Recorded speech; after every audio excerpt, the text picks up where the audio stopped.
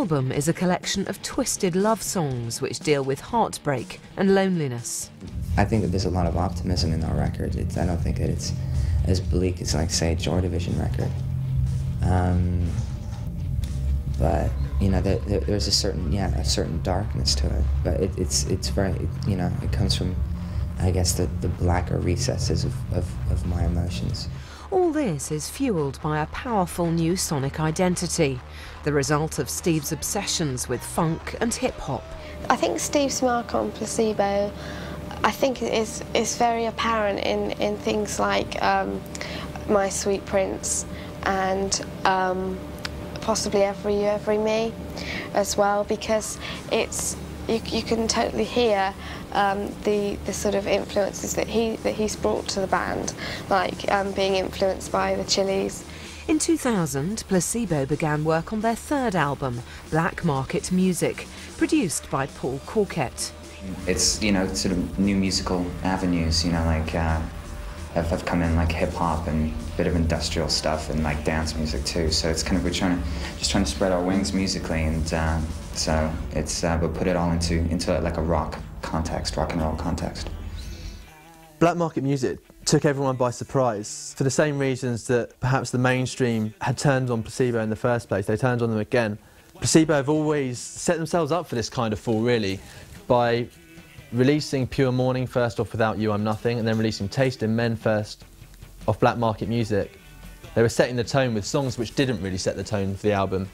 Black Market Music's the most extreme case, with Taste in Men being a very dance-orientated track, influenced almost by someone like the Chemical Brothers. We're the kind of band that sort of lives on experimentation, and you know, we need to be in a situation where nobody's trying to change us. The interesting thing about Placebo is whenever they came back, the first single back off the new album was always this kind of like mad electronica thing, wasn't it? With sort of crunching electronic drums and, you know, mad gothic beats. And everyone thought, oh, it's a whole new image and vision. Like Depeche Mode, whenever they came back with a new album, it would be like, you know, some fabulous new direction. And then everyone got their albums, and it was literally that one song that sounded like that, and the rest was the same old Sonic Youth bollocks. It was a good trick, though.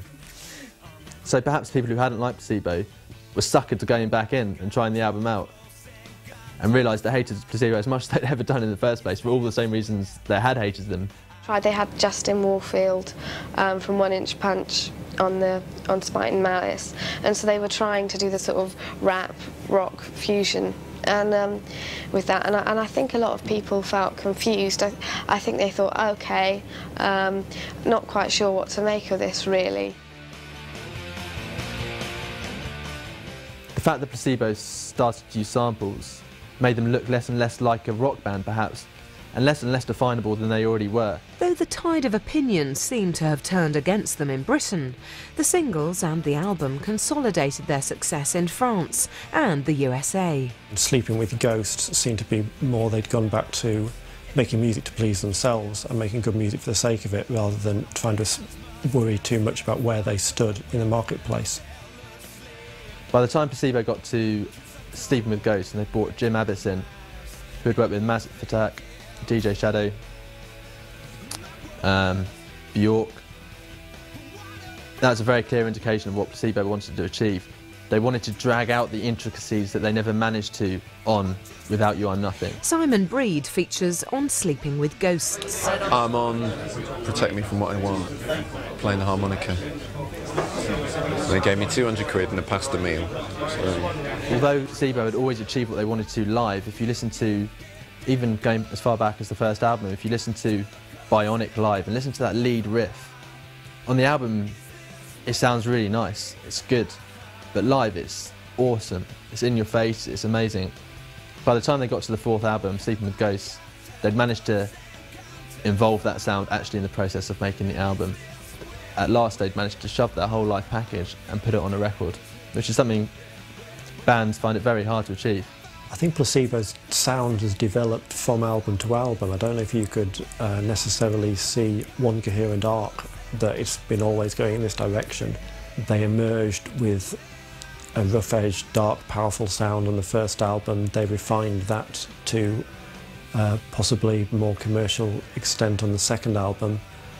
After that, black market music reacted against that to some extent, and Sleeping with Ghosts contained, I think, some of their most powerful and diverse work yet. I think the one thing that's kept them going or in the public eye is the fact that they're not duplicating album after album. It's very tempting if you have some success with one album to photocopy it for your next one. And I think it goes back to what I was saying earlier about Brian being quite a driven, creative person.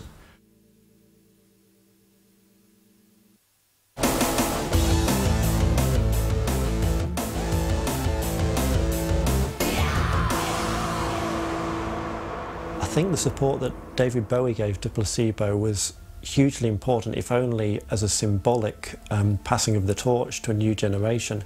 Placebo attracted the patronage of David Bowie when they were still unsigned.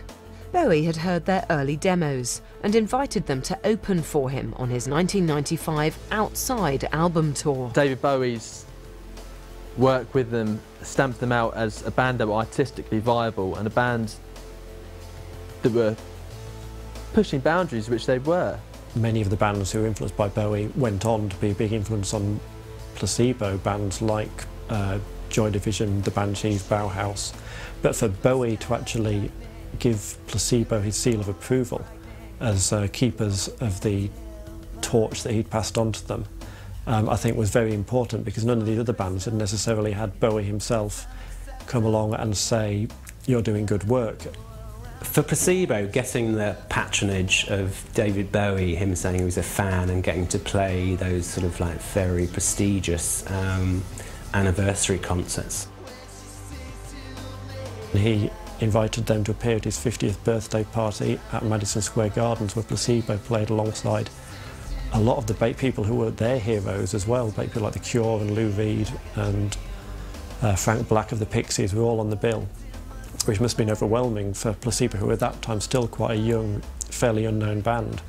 And then Bowie sang T-Rex's 20th Century Boy with them at the Brit Awards, so I think his patronage was enormously important in getting Placebo to a wider audience.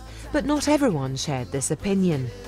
Must have seemed, for Brian in particular, who'd grown up listening to sort of David Bowie, Ziggy Stardust, Aladdin Sane and whatever, must have seemed quite thrilling.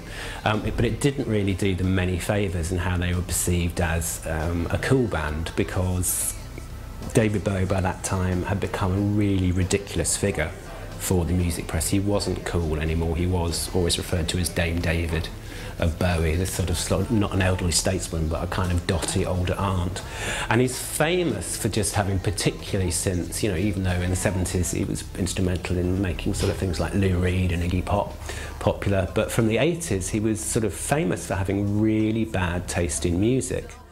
It must have been nice for Brian, for, his cultural weird uncle, to actually just say, "You're doing good, kid."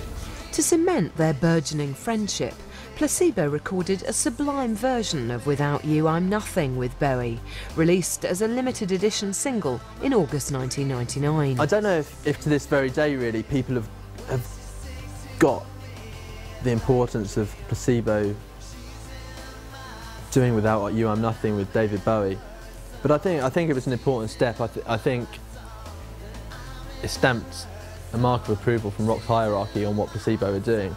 October 1998 saw Placebo star in the film Velvet Goldmine. I personally loved Velvet Goldmine as a film. I thought it was a great film. It did get a very mixed critical reception, and possibly in the long run, in terms of their acceptance in the press, it may not have done Placebo any favours. Simon Breed went to visit Steve on the set.